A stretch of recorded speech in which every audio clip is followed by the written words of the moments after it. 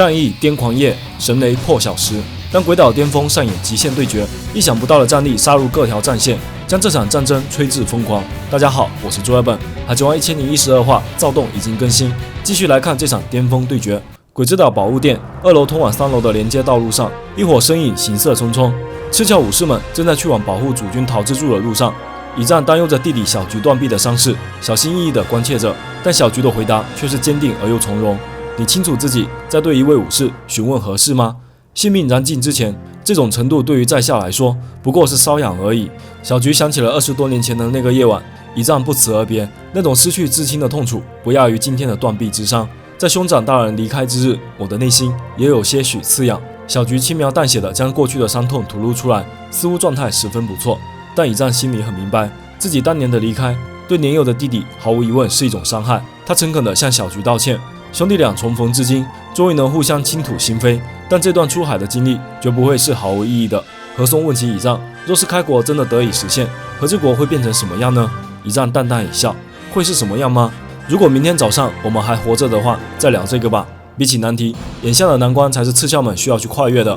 武士领袖警卫们分析起了战局，鬼之岛乱战已经彻底变成了一场全面战争，但我方战力恐怕在任何战线上都面临着兵力不足的困境，成败在此一举，该有所决断了。警卫们决定改变行动计划，保护主君桃之助的任务由自己一力承担，其余武士则分散开来去支援各条战线。众人会议开始行动，小菊大喊起来，请求与警卫们一起行动。有一个人他必须要亲手了结，那个瞒骗了大家20多年，那个将光月家拖入深渊，那个让阿修罗童子舍命相搏的混蛋黑炭康十郎。小菊已有觉悟，大雪中没有麾下的终结之刃，绝不会再发生第二次。警卫们默许了这个行动。猫腹蛇掌柜，一个声音突然喊住猫老大，原来是火枪队队长西西里安和那个顽皮的瞭望员巴利埃迪，正急匆匆的不知道要去哪里，想必有新的情报。何松和乙战与众人道别，先走一步。小菊跟紧警卫们一起杀向宅邸深处。西西里安向猫腹蛇说出了实情，佩德洛的死讯终于还是被猫老大知晓了。那个英勇无畏的战士用自己的性命在绝境中撕开一道生机，让路飞等人得以来到这个终极战场。佩德罗为了黎兵的牺牲绝不是毫无意义。巴利埃迪补充道，佩德罗的敌人也已经来到了这座岛上，就在刚刚，加洛特和万达被愤怒冲昏了头脑，在岸边已经和他开战了。正因为此，巴利埃迪才赶紧来通报西西里安队长。猫腹蛇明白了一切，也找到了自己该去的地方。佩德罗，这一路走来辛苦你了，那个仇人就在这里，正是天赐良机。猫腹蛇战意沸腾，纵身一跃，化作狂暴凶兽，嘶吼着扑向他的猎物。与此同时，鬼之岛宅邸1楼的天花板夹层内，大和正与桃之助和小忍躲在角落中，商量着新的作战计划。为了避开目视者的监控，三人已经竭尽全力，却始终逃不开海贼们的围捕。所以我准备当诱饵。大和浑身躁动，热血翻涌，显然早就按耐不住，想去制裁一下那些穷追不舍的混蛋们。他从手里拿出一个简陋的玩偶，准备用它来代替桃之助，吸引敌人们的注意力。小忍和桃之助看着他那摩拳擦掌的样子，好战的心思都写在脸上了。先前已经和警卫们取得联系，这里应该不会有大碍了，索性就同意了这个诱饵计划。大和马上开始行动，临走前向桃之助询问了一下路飞的情况。桃之助望向屋顶方向，脑海中逐渐感知到路飞的状态。和不久前一样，虽然有些虚弱，却很精神。不过声音只剩下2个了。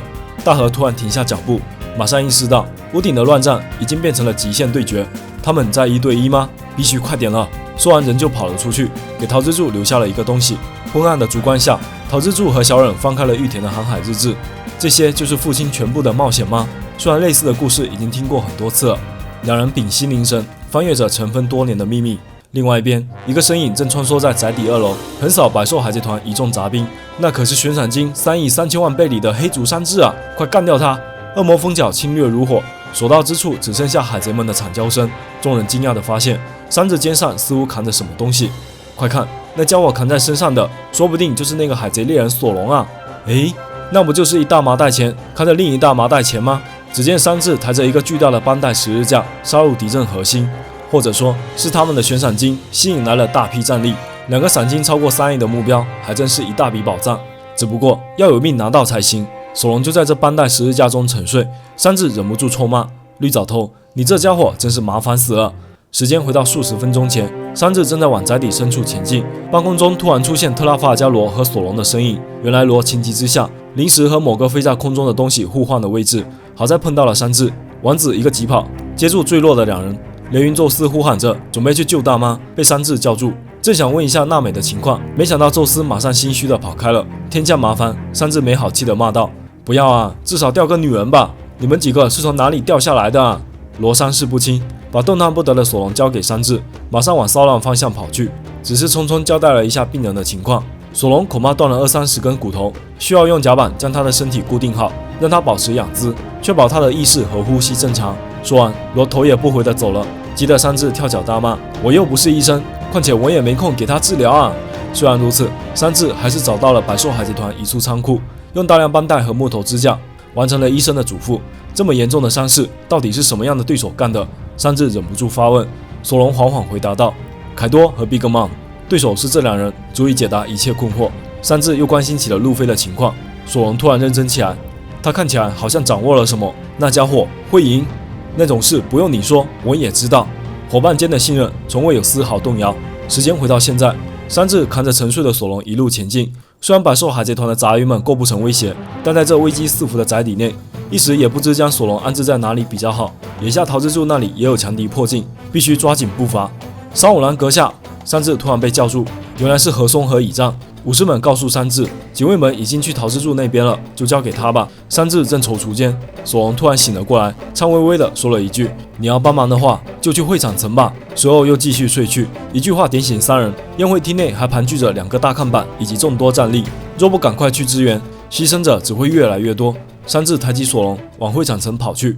与此同时，就在宅邸2楼的另外一侧，四皇比格曼正在宣泄自己的怒火。烧掉破漏阵的事是你干的吗？可怜的脊背龙被重拳轰入地面，任凭手下们如何呼唤，佩吉万大人已经没有了回应。润提看到了弟弟惨状，嘶吼着冲上前来：我绝对饶不了你，竟敢把小佩给……愤怒的姐姐径直冲向 Big Mom， 就连远处的乌索普等人也察觉到了一股非同寻常的杀气。这也许是一个机会，就让大妈把那个女的也干掉吧，这样威胁就都清楚了。那个曾经像地狱女王一般的阿玲，现在却像是弱小二人组的女神。虽然不知道到底是怎么一回事，但娜美决定煽动一番。阿玲就是那个女人，她就是让你这么伤心的罪魁祸首。没想到大妈听完，劈头盖脸就是一顿臭骂：烦死了，给我闭嘴！草帽一伙，等我收拾完那个家伙，就轮到你们了。不甘心的娜美转身向润体示意，邀请他一起打倒 Big Mom， 没想到又碰上了钉子。烦死了，等我干掉那边的老太婆，下一个就是你们。完蛋了，不管是哪边，都没打算放过这里啊！博千代撒腿就跑。喂，我说过了吧！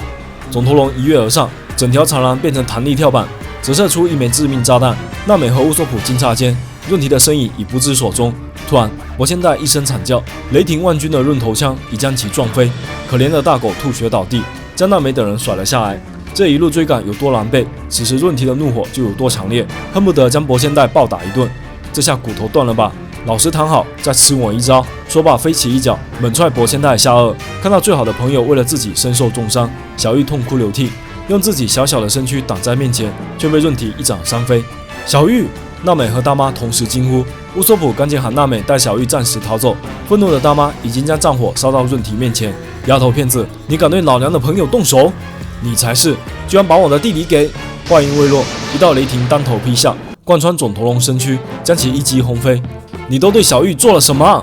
天后棒牵引无数闪电，尽情宣泄娜美的愤怒。乌索普大吃一惊，现在不是应该要逃走了吗？但娜美寸步未动。不，我办不到。